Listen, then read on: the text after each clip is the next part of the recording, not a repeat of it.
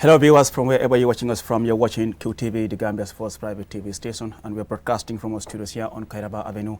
My name is Aliou Cisse, and it's time for your weekly State of Affairs program where we discuss issues affecting the country. And as you are aware, Gambians are still angered by the recent announcement of the death of 69 babies as a result of acute kidney injuries linked to Indian-made cough syrups. I mean, we have seen condemnations from within and outside the country, and then investigations have been launched in both the Gambia and in India into the manufacturing company. But then joining me this week to discuss this and other issues, I'm joined in the studio by Mr. Mboch, actually stepping in for Mr. Sidis. Mr. Mboch, good to have you in the program. Yeah, absolutely. Last week I played you. Yeah. I'm playing Exactly. Exactly. Thank you very much, Mr. Mboch. And also in the studio, we are joined by Mr. Lamin Fati, who is the National Coordinator of the Children Protection Alliance. Mr. Fati, good to have you in the program. Thank you, Mr. Cisse, for having me, and good afternoon to the wonderful viewers out there. And also joining us via video call is a very concerned Gambian by the name Alaji Saidi Barrow. Mr. Alaji, thank you so much for joining us on the State of Affairs program. Thank you for having me, and hello. Yes, let me just start with you, Alaji. I mean, you are out of the country, but you've been following developments back home, and then the most recent one is the 69 babies that have died. I mean, in the first place, do you think such will have happened in the Gambia? Well, no, I don't think in the Gambia. I think this was as a result of negligence on the part of the health ministry. I think it was a result of greed on the part of the importers. I think it was an issue of irresponsibility on the part of the manufacturers. So there is no excuse to have 69 children or even more, because we only know of 69. It could be more. There is no reason for them to lose their lives over medication. There is no reason, no excuse for that. I mean, you tend to blame what you call incompetence on the side of the ministry, but where do you think they have failed in ensuring that they could have avoid such? Well, I don't see why anybody would allow drugs into the country. Drugs that have not been tested, drugs that they don't sell anywhere else in the world. If you go to other countries, like you go to the United States, for instance, the Food and Drug Administration, or you go to Europe, where they have the European Medicines Agency, it takes between 6 to 11 years to test drugs for safety and efficacy before they even consider it on the market. And then you have in the Gambia where you claim you don't have the expertise to test these drugs. Why don't you rely on drugs that have been tested by other countries? So yes, I think it's a gross responsibility on their part. Okay, let me bring in Mr. Fati here. I mean, following the announcement, we've seen the president come out to deliver a statement, even though not so many people are impressed with the president's address. How would you describe those remarks made by the president? Well, basically, I would say the address by the president to the Gambian people was quite disappointing and quite also too responsible in this fact that he has drawn a line of comparison as to previous incident when it comes to the issue of mortality rate in the Gambia. Not knowing the fact that basically this is not just any other epidemic or so. This is, one could easily translate this as an incident of intoxicating innocent children and killing them in silence. So as a result of that, what we were anticipating from the president's address is to show an element of remorse and also to take up full responsibility as part of the government negligence, but also in order to reassure the general public that government is committed to dealing with this matter to the fullest, to the latter, rather than drawing that element of comparison. So in a nutshell, basically, what we concluded, or what I personally concluded from the president's statement, is still indicate the element of government being complacent, because if government is not coming with concrete steps in order to address this, to dealing with individual or institution who has hand in this, actually still now we are not too convinced that the government is too ready. And you realize before the government, before the president addressed to the nation, there was already a press statement. Yeah. Because I could fully remember this incident. I was actually out of the country when I had, when I suddenly put on the TV and I saw Dr. Biteye was being interviewed by Al Jazeera. By then the figures given were 40 and 60 more affected. And since then, we didn't hear any other thing from the government other than the press statement.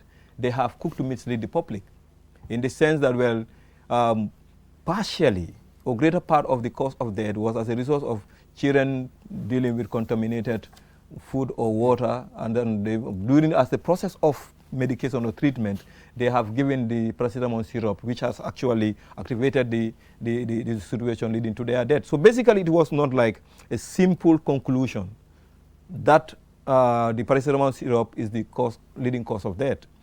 And you will recall when we had the first incident of the 40 and 60, we have already made another publication, press statement, calling the government to action, that they must swiftly investigate this.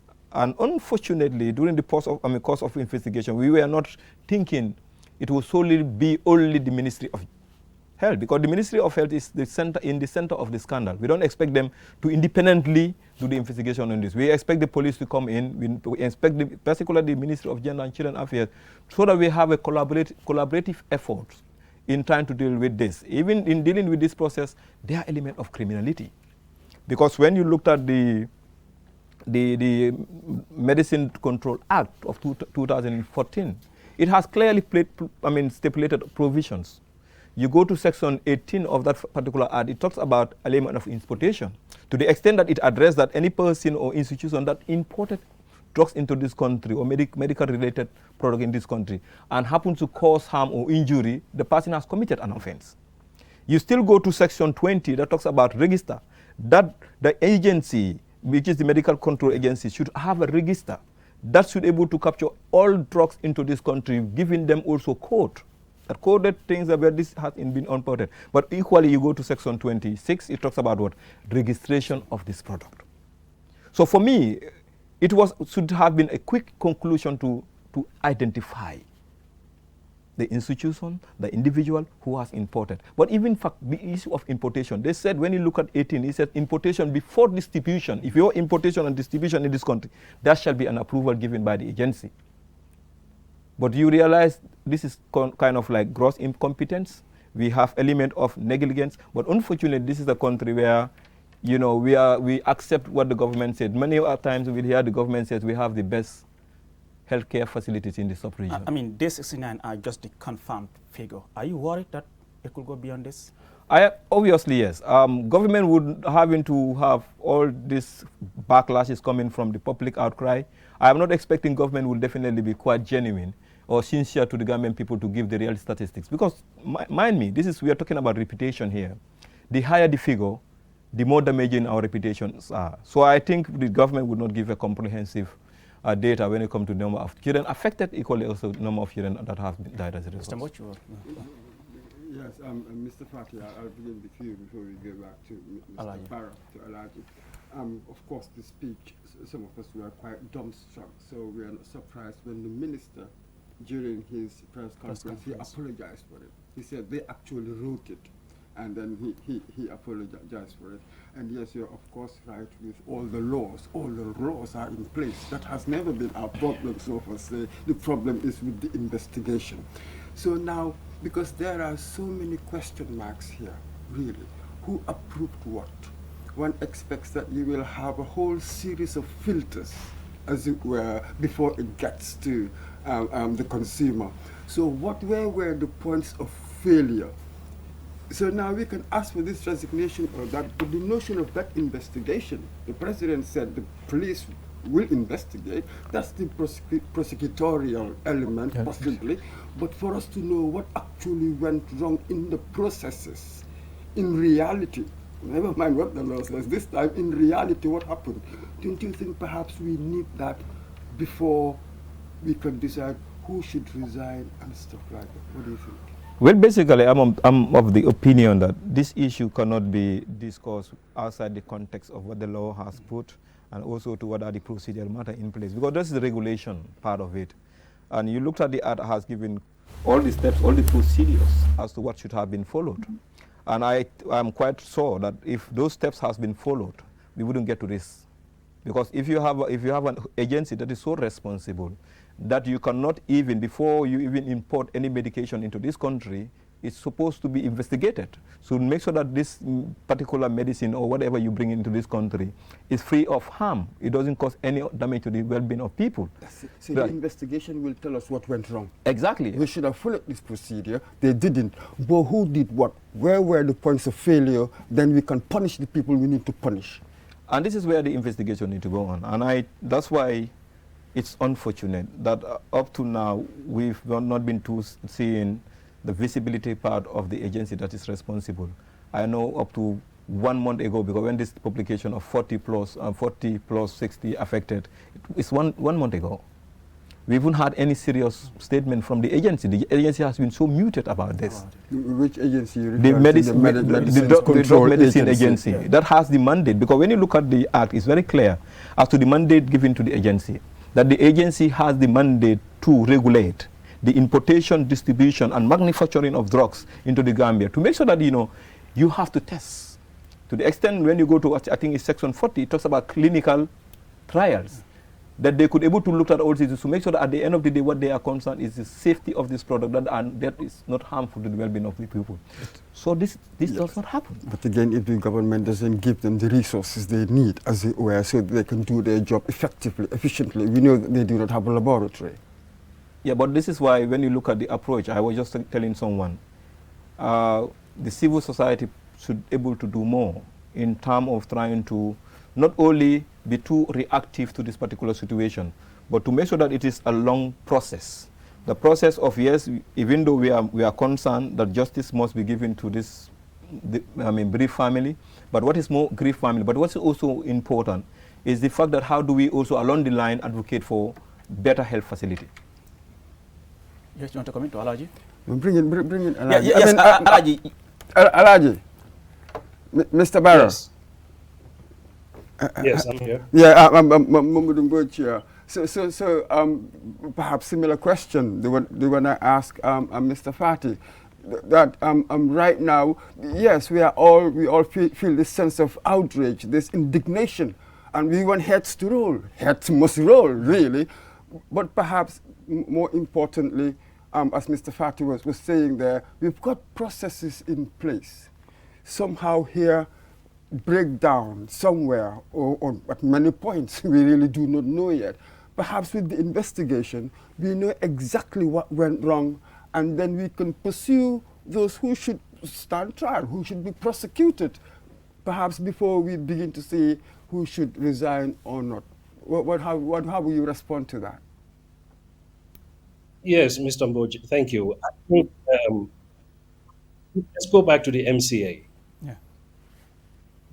When you look at their function, the very first one reads, regulate all matters relating to efficacy, quality, and safety of medicines related products.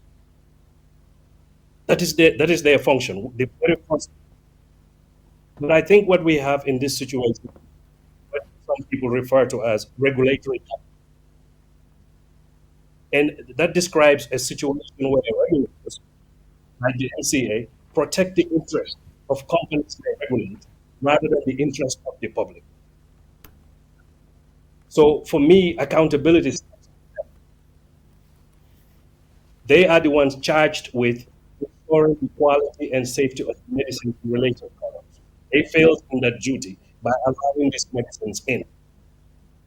Was there some kind of approval that was granted for this medicine to come in? Who granted that approval? Who has oversight of that individual? What did they do about that? Did they sign okayed it or not? So we have different layers here, from the MCA, the Ministry of Health, all the way into India.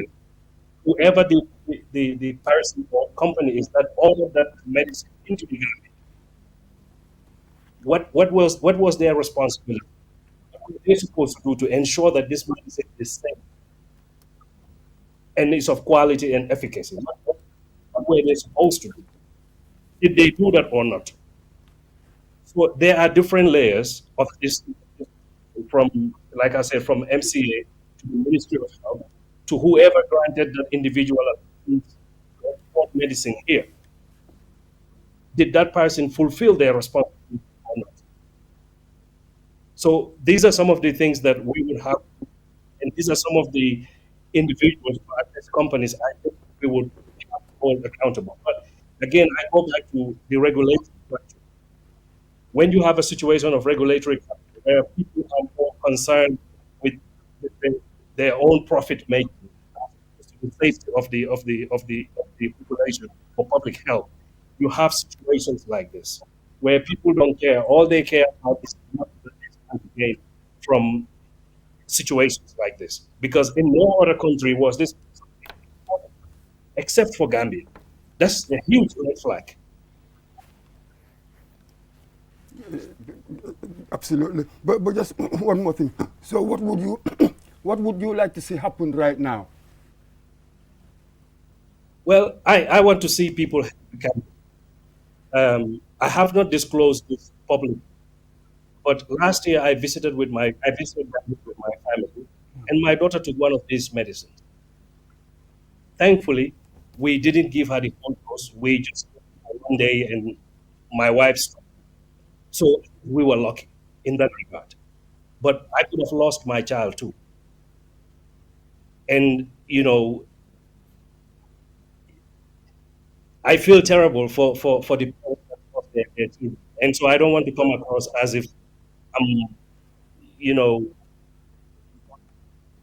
I don't even know how to put it in words, but I feel terrible for the parents. And it's in no way, shape, or form the fault of the parents or the children. Somebody at the Ministry of Health, somebody at the CDC, somebody ordered this medicine, somebody manufactured this medicine. This medicine should have gone through quality control. Somebody should have made sure that it went through the quality. There are different layers where failures happened. And so what I would like to see is to hold people accountable. From MCA, Ministry of Health, all the way up to India. We can't just settle for helplessness. We cannot do anything about it. It's out of our hands. No, 69 children died or more. We can't just let that go and pretend that everything is okay. It's not okay.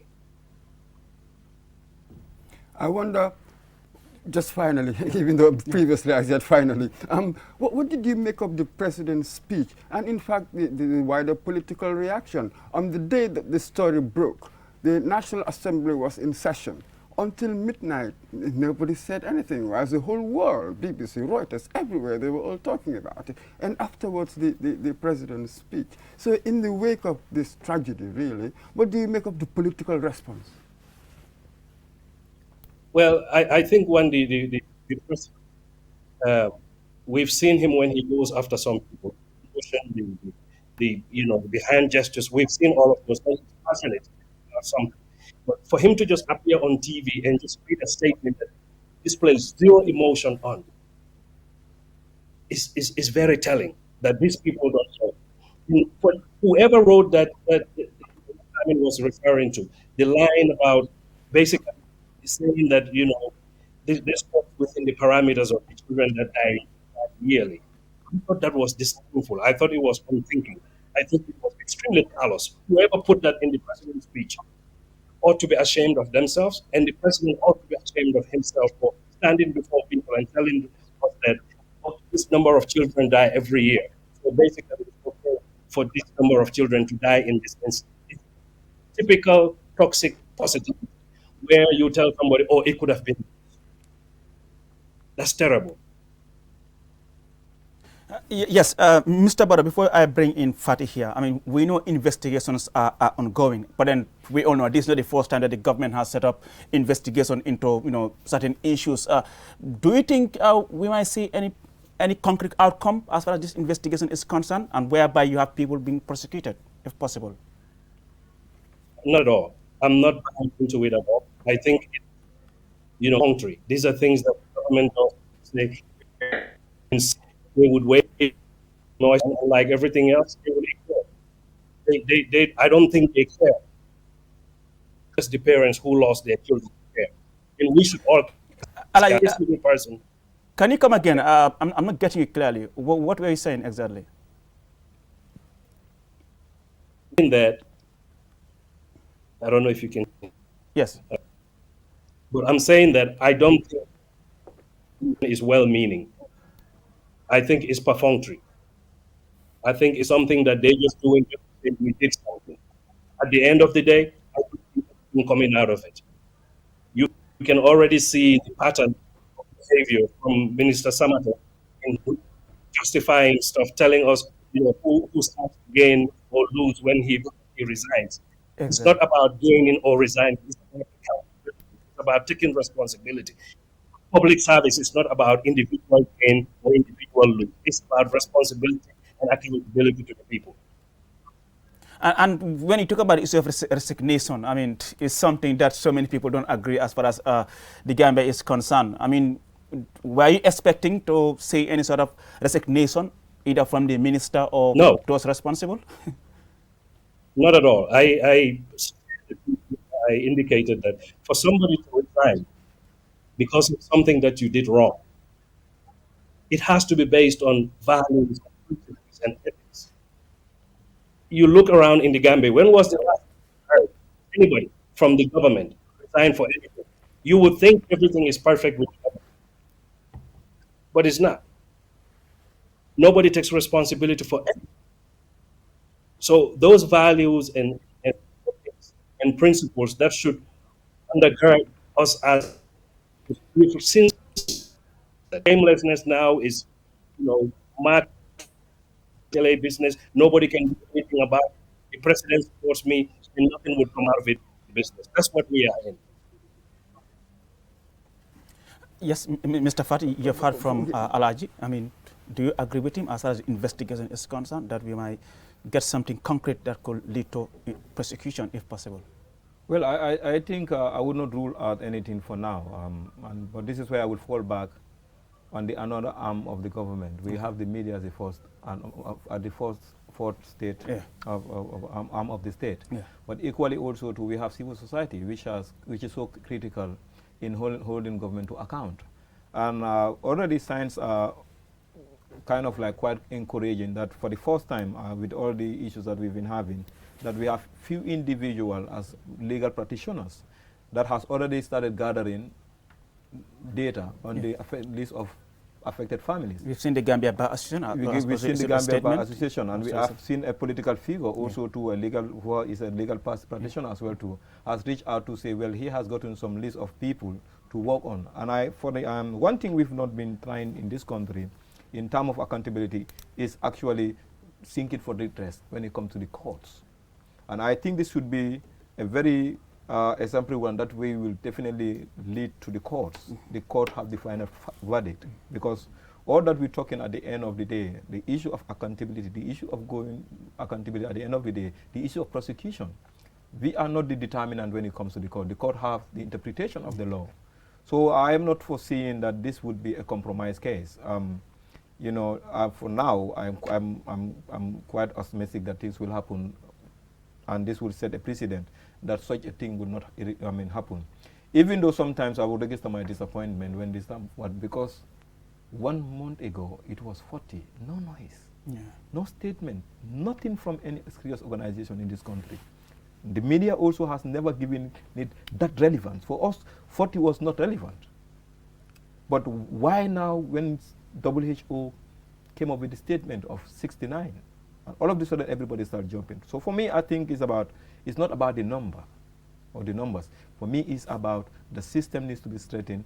And for sure, when we get this, and then we further said, okay, government, yes, we are okay that you don't do prosecution, but also to mind me, we are not too much also, we shouldn't also only concentrate on the prosecution of officers. What happens to the family? What happens to the families? And this is where we're also looking at so many avenues to make sure that, well, at the end of the day, the government is able to give compensation. And we've realized, I don't know whether it's true, that government has already initiated reaching out to this family, giving them token. We are interested as to how much they're giving them, so that they don't just buy the token amount and kill this case. But we want to see a more rigorous, more concrete action that will serve as a deterrent for future negligence. But absolutely, you've taken a dig there at the media, but some media were covering it. We certainly did on Drive Time. The very first time that the doctors announced that they had noticed an upsurge and that they were investigating and that samples had been sent until the WHO alert, health alert. So one's been following what's been going on here. But let me just bring you back to the speech. I think this is significant because you brought it out in your reaction. This statement, the president's statement, I think is important. I must state that the child mortality figure of 66 is not at much variance with the recorded data for similar periods in the past. What did you tell you about our president's mindset? That was an astonishing thing to say. Yeah, afterwards, the analysis. minister, extraordinary, really. Apparently, afterwards we realized that it was the Ministry of Health, according to Samati himself, he said it in the conference, that wrote the speech, and they apologized. What does that tell you? Because later on we'll have to talk about the whole notion of governance, don't we? Because it touches on that. What did you make of that, really? You know, basically the first disappointment would be the president having to read a statement prepared by a ministry that is in the center of the scandal. Extraordinary. Because what we were anticipating that the president should have taken a swift action to constitute whatever investigation. The president should be able to inform the citizenry as to when this happened, what steps have they taken, and what would be the action, the way forward. So it is disappointing that you could able to read an incident report statement that you are giving a progressive report analysis. So for me, after having listened to this, I feel like before even we came up with that press statement, I was trying to analyze whether actually does the president really try to do an analysis of his statement? Because I don't think reasonably, if I should talk to the president now, you have said this and made him to understand his statement, he will reject it. So I think there has not been proper premeditation, or the president did not take the time to absorb what he's going to say. And that's why most of the time people will say, does the president even need to come up with a statement? Because some of these things, these are incidents that had happened. I don't really need to get a statement to read. I need to be frank with Gambian to put my emotion. How would I feel as a parent? How is my concern? Because government should be able to tell us, even for one child to die as a result of negligence in this country, it's a concern to them. But you telling me, 69 dead as a result compared to the past is not of a significant variance. That's an insult to Gambian people. And you don't see that element of being remorse. And that's why we said we are not asking government to squeeze water from rock. What we are asking the government to do is simple. Accept, because government cannot abrogate its position here. Government cannot even move it to say, okay, we are dealing with specific issues. Government must be able to show that remorse well. We have to accept that this is an act of negligence, and it's caused by my government, obviously. But yet come back to the general public, give them that assurance that I would do X, Y, and Z. We have seen instances with previous leaders here. We had instances where road accident was very high in this country. Just a president making a statement to say when it happens, we kill a driver, any driver who kills a person. What happens? We've seen drastic reduction of accidents in this country. So for me, the president as a figurehead in this country, the president was able to speak of volume. The president was able to exercise authority. But we are not seeing that. Yes, Alaji, I mean, still on the statement made by the president, like you have heard from Lamin, some are trying to blame the minister, the speechwriter. In your case, who do you blame, the speechwriter or the one who delivers the statement? Well, I blame them both. Okay. Yes, I think, I've heard somebody say before that somebody in office, the president could be in office, but not power. And when I look at read that statement, I wonder if he is actually in power. We know he's in office. That's but is he in power? Because if somebody has to feed what you say, how much power do you really have? Especially when you don't even understand the consequences of what you are reading to the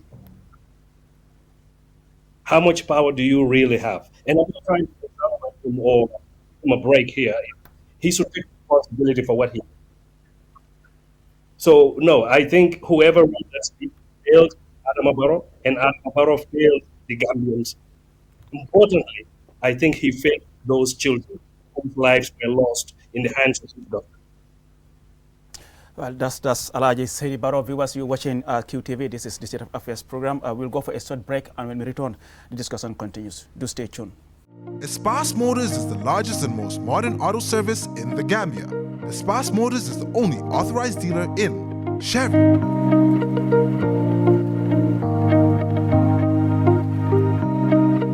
Mercedes-Benz trucks, Mercedes-Benz buses, Kia, Ford, Futon Mini and Midi buses, Futon trucks. At Espas Motors, we have qualified professionals who use modern technology to diagnose and repair all brands of motor vehicles. Espas Motor services include auto sales, auto repairs, vehicle painting, availability of high-quality spare parts, towing services. We are reachable at any time. Call Espas Motors on 352222 353-4444 or locate us on the Bertil Harding Highway. Espas Motors. Hello viewers, welcome back from that short break. You're watching QTV, the Gambia's first private TV station, and we're broadcasting from our studios here on Kairaba Avenue. My name is Aliou Cissé, and I'm joined in the studio by my co-host, Mr. Modou Mbodj. By the way, he's the producer of this popular program. Mr. Mbodj, welcome back. And also in the studio, we have Lamin Fati, who is the National Coordinator of Child Protection Alliance, and of course joining us via video call is Mr. Alhaji Saidi Barrow. Yes, Lamin, I mean, just before we go on the break, I mean, we've seen a day after the president made this statement, I mean, there was another press release issued announcing that the president has given directives for the suspension of the license of the suspected importer and pharmacy. Wasn't that too late? Or for me, so that, I think, I don't know. No, basically, I have said it here, but I remember when I had this information, it was in September, early September. Yeah. Now it takes you a whole month to come up with a suspension whatsoever. And for me, it's not only an element of suspension. There could be an element of revoking those licenses, cancellation of licenses. But yet, you know, you will still have the issue of, okay, why would there be any kind of like protecting the identity of this particular pharmacies or institution that you have suspended? I haven't heard, maybe it has been said, but I haven't heard anywhere that a mention of specific or list of pharmacies or institution or individual has been named in that press statement. So for me still now, it's not only, Gambian don't only be, we don't have to be too gullible to just accept the press statements. We cannot run this government by making press statements. Now if the government said they have suspended the lines in it, should that be the end result? Because what we want to see, yes, you could take that as the first step to make sure that, yeah, we suspend them, let's follow the investigation. I mean, pending the outcome of the investigation, this will be the actions that we're going to take. So for me, basically, yes, we would recognize that the suspension is right for now, but I think government should go further to realize that when the investigation should be able to take, what actions should be taken. But sometimes, too, you realize how government is too serious or committed to this investigation. 7 September 40 plus no investigation 5 days ago or so before WHO will come up with this report. So it's always shows the element of government complicity around all this thing happening. So we want to see that government should be able to reassure, because even when you look at the recommendations that the government, the president had put his statements, what he said, the Ministry of Justice will do the review, whatever. You have go through the act. The act is quite comprehensive enough. But don't you think it's a bit strong to say government complicity? Do you see them as actively being complicit in what is going on, or are they rather shoddy in their response? The issue is, for me, 1 month. And then you look at government complicity here, is where they made a press statement ruling out the fact that this particular paracetamol syrup is solely responsible for the death of children. What is government trying to portray? Government is trying to mislead the public. government is trying to be very dishonest in dealing with the subject matter. And then you come again. For me, after the WHO pronouncement, the investigation shouldn't have been that after that. We realized government started taking suspension of license, police calling for investigation after 1 month when this incident had happened. So what was government doing? And so I am quite of the opinion that hadn't been WHO coming with this investigation report, this case has been gone long since. We have forgotten about it. The moment they made that press statement, nobody would talk about it. And this is disappointment not only from the government, but within amongst ourselves, whether it's the public, whether it's the civil society, whether it's individuals. For us, 40 deaths is not relevant. It's not significant because we are not affected. So that's it. Alaji, I mean, I asked Lamin the same question regarding the suspension of the licenses of some of these importers. I mean, we have had, some individuals who are in fact currently serving in the system alleged to have even, renting out their licenses to some of these pharmacies. I mean, what does this tell as far as this situation is concerned? Having people in the system renting out their, licenses to some of these pharmacies, and not only that, wherever you turn around town, you see a pharmacy. What does it also tell about our health sector? The public health sector. Well, I am not an expert on the health sector, but I want to piggyback on what Lamin was saying. And I want to support his statement. Yes, I think the government was complicit, definitely through omission, possibly also through commission.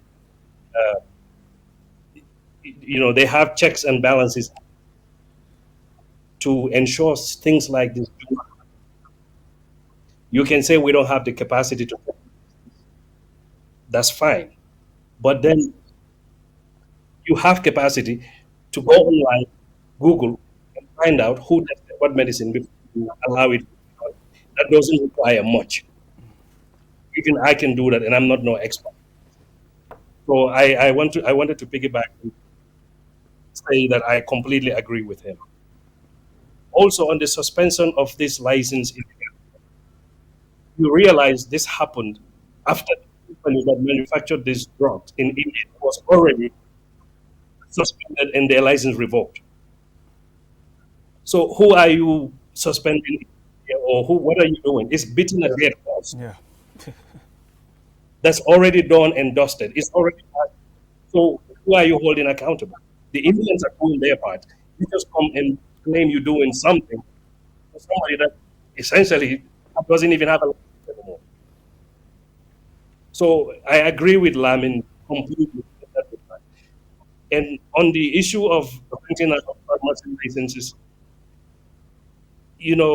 I think, like I said, I think it's typical regulatory capture, where you have people or medical agencies interested more in protecting the interest of the pharmacists that they are supposed to regulate. Exactly. Because if you are giving me $150,000 from your pharmacy, and I've never even set foot in your pharmacy, I don't even know what kinds of drug you import. All I care about is the money you give.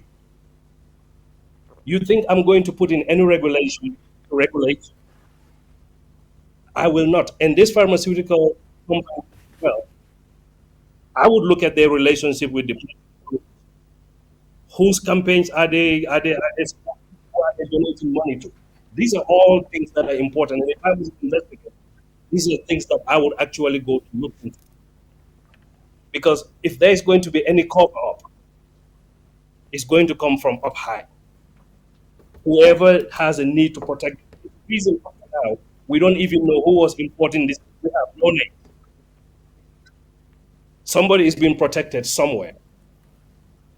And it's capture where the public health it's not as important as the profit that people stand to make, the money that people stand to make. I think that is completely wrong. I think, you go to places like Europe, America, it takes 6 to 11 years, for the manufacturer to show that my drug is safe and it has the efficacy through a series of trials. That takes 6 to 11 years, and after that is done, they submit it to the FDA, which can also take at least maybe 2 years. So we're looking at almost 13 years testing one drug before they put it in the market. So what does it say about you? You can spend 1 day, one single day, to test a product before you put it into the market. Something that's geared towards children, innocent children, people that cannot help themselves.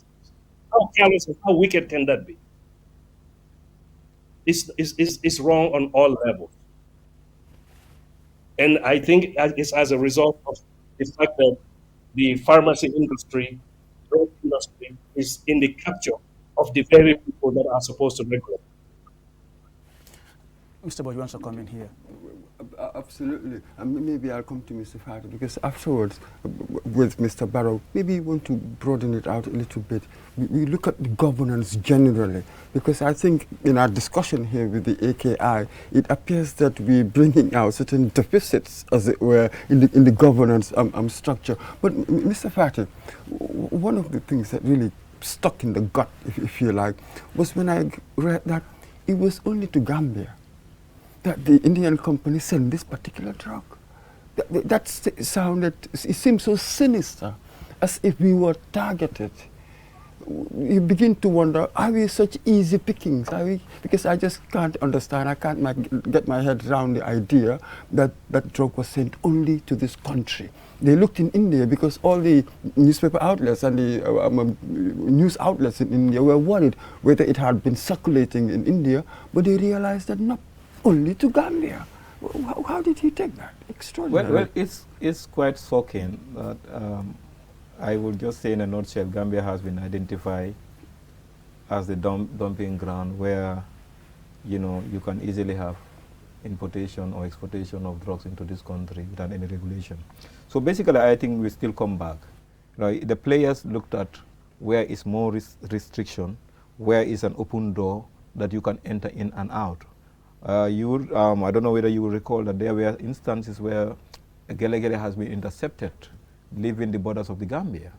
And then, we found that these are drugs coming, and they were fake drugs actually, leaving the Gambia, going out to other sub-region. And also because you look at not only this incident as a unique one, but systematically, you look at the level of entry of drugs into this country. Gambia, you go to our markets, you go to our local markets, you go to the Lumos. What do you see? You see poros, right? You see different type of drugs. Sometimes even the label of these drugs you cannot read. Exactly. So for me, still now, the agency is not looking at only. We are not looking at the agency in terms of this, but we're looking at the agency in terms of regulations. Is it permissible for anybody to just come from Casamance or any other neighboring country to enter with a bicycle with all kind of drugs and selling to the general public to consume? So for me still now, I think, yes, it's unfortunate. It's quite embarrassing that you could identify all countries in this sub-region, but just to identify Gambia as a dumping ground. Let's just, I want to ask Mr. Barrow something. Mr. Barrow, here, I want to widen this slightly so that we can talk a bit more about governance, what I might call the governance trajectory of our country so far. In 2017, a joint report from the World Bank and the African Development Bank said that the administrative capacity of the state declined drastically in previous years, really, in this country. So, and then what Barrow inherited was a completely hollowed out civil service, none of the state institutions, nothing was working. 5 years later, how do you see the current governance trajectory? We've talked about institutional reform and all the rest of it, but what is realistically achievable given the depth, the profundity of the damage that we inherited?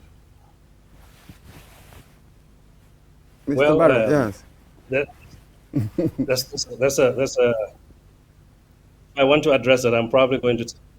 Well, just summarize for us. I'm sure you're brilliant at that. Yes, I think the very foundation our governance structure is based on colonial structures that must be dismantled before we can see any transfer. Colonialism predisposed Africans, and particularly Gambians, addiction to government positions, where government service is seen as serving the people, but is seen as serving yourself. If you look at the governance trajectory, for instance, since we supposedly gained independence, people that work in government live a far better life than the ordinary Gambian. But the people that work in government are tasked with making the lives of the ordinary Gambian better. Somehow, when you work in government, your life gets better, but the people whose lives you're supposed to make better hasn't gotten better over the last 50 years. So for me, the very foundation of that structure, it needs to be dismantled. And by dismantled, I'm not saying destroy. I'm saying take it apart, bit by bit. So when you talk about the war, you look at our education. You go to school to get a job in government. You don't go to school to solve your community problems or challenges. Everybody wants to sit in an office with an AI and basically do nothing. So for me, the governance structure in and of itself needs to be looked at a lot. Even, for instance, we have a president. Do we need a president that has so much power over everybody in the Gambia? Do we need ministers with so much power? These are things that we have to ask. If power belongs to the people, how come power is so far removed from the people that it belongs to? Which is the people? You don't see the alcalos in parliament. You don't see ward councillors in parliament making decisions. These are the decision points in cabinet and parliament. They are so far removed from the people. We call it representative democracy. But how representative is it, given the powers that the president has over parliament itself and cabinet itself? So for me, from the education sector, the political system, the governance structure, all of these things need to be dismantled and looked at piece by piece. Every function of a government is supposed to do something to the people. If it is not delivering that, it needs to be. And right now in the Gambia, I don't see anything that I can say delivering people from poverty, from hunger, from malnutrition, from diseases. I do not see that. But the people that are supposed to deliver this live a very good life. They don't go to the same hospitals as some villager in Jakunda. They don't go to the schools. They send their children to private schools. Go to the Ministry of Education and see the senior officers and see how many of them have their children in public schools in their neighborhood. The president's children don't go to public school. So the public hospitals, public schools are good for us regular Gambians, but it's not good for people that are supposed to make it better. For me, that's very problematic. And Lamin, earlier on, I mean, you mentioned about, I mean, we have seen the Gambia Bar Association issuing a statement, the civil society, I mean, the likes of Madi Jobat had also organized a press conference. I mean, what have your office done, I mean, CPA, since this news broke out in terms of, reaching out to these victims?